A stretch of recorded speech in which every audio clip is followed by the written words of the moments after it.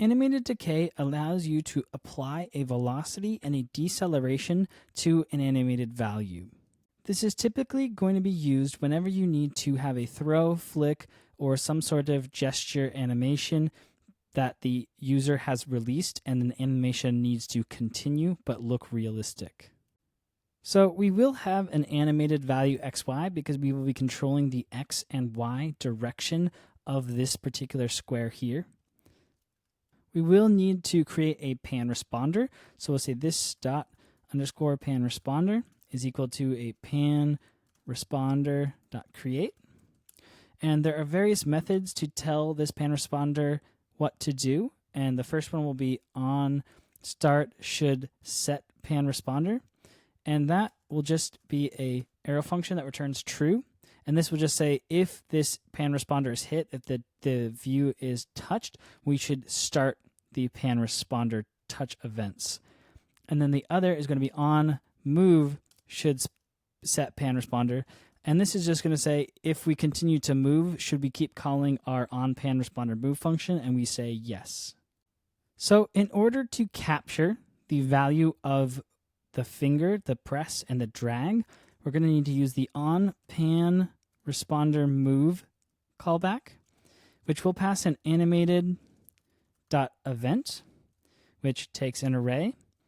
And in our case, the on pan responder move is called with two arguments. The first is the event, and the second is going to be the gesture, and that is just going to be a bunch of information about the gesture that is happening from the user. So what we actually care about is the gesture state. So we'll say null for this first argument, and then we'll say object with a dx and pass that to this dot state dot animation dot x, and then our delta y, and say this dot state dot animation dot y. So these are both going to be capturing the delta of the gesture. So if I press here and I move in this direction, there's a change from the original point, which was here, to here on both the x and the y axes, and that is going to be captured and automatically set on our animation value. Now, where the decay comes in is when we release, or the user releases the box that it's throwing, and it will have a particular velocity that we will get from the gesture state. So we'll say on pan responder release, and it will be called with an event and then a velocity Vx, which is the velocity x, and a Vy. With those values, we'll then call animated.decay and pass in our this.state.animation. We'll then say velocity and pass in an x velocity, which is just going to be Vx, and our y velocity, which will be Vy. And then we'll say deceleration, and it just defaults to 0.997. And then we will call start on our animated decay.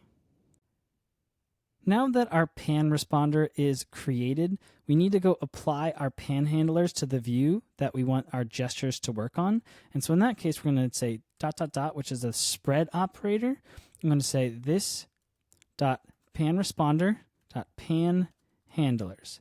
And this will apply the specific props to this view so that our gesture handlers will be called accordingly.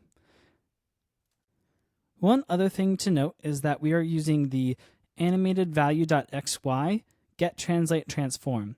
This will automatically decompose our animated values on the x and y into a translate x and a translate y.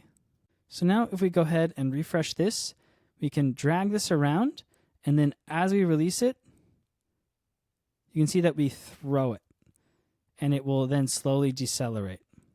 However, there's one thing that if you slightly move it here and then press on it here, you can see that there's a jump.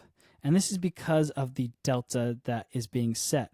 The animated value already has a value, and then we're setting a delta value on top of it, which would then be jump back to 0. So it will then cause this to jump. In order to make this smooth, we need to use the set offset from animated on an animated value. And so we need to keep track of the animated value. So we're going to do that first by saying this dot x equals 0 and this dot underscore y equals 0. And then we're going to attach a listener to it. So we're going to say this dot state dot animation dot add listener. And that will be called with some sort of value object. And on that value object, we'll say this dot underscore x is equal to value dot x. And this dot underscore y is equal to value dot y. And then inside of another function called on pan responder grant, we're going to say this dot state dot animation dot set offset, and we can just pass in an x and say this dot x, and a y and say this dot y. And this will then set the offset of our animation. And then at the same time, we need to then reset our animated values back to 0. So this offset will then apply our current values to the animated value so that the delta will take effect correctly. So say this dot state dot animation dot set value x of 0 and y 0. So now that that's working, we can refresh this and move our box and then press it again and move it again. And that is working because when we drag it, we're setting a specific delta position, which is just an offset from where this box was originally in the middle. And then because we're keeping track of it up here, on pan responder grant, nothing has happened yet. No movements have happened yet. We adjust the offset of this animation, which is just extra values that are added to the normal value. So this will set it to its current location as the offset, and at the same time will then set the animated value to 0. And that way, the offset plus 0 will basically be the same exact value. And then as this kicks in, it will then apply the delta from its current position plus the offset and allow us to drag it around and then additionally throw it if we want. Let's simplify this code a little bit. It's very annoying that we have to attach a listener just to keep track of the value and then also set it to the offset just to clear the animated value to 0. Before we simplify this, let's take a look at what is exactly happening. We are setting the offset of the previous value and then resetting our animated value to 0. That was because we were updating with the delta x and delta y, and that way the offset is now going to be the previous delta. So whenever we move this, it will be in that exact location. So what we can then do, instead of tracking and doing all this, we can just call the extract offset function. And that way we don't have to keep track of any of our values either. This will do exactly what we were already doing. It'll take the current value that we have here, move it into the offset, and then update the value to 0.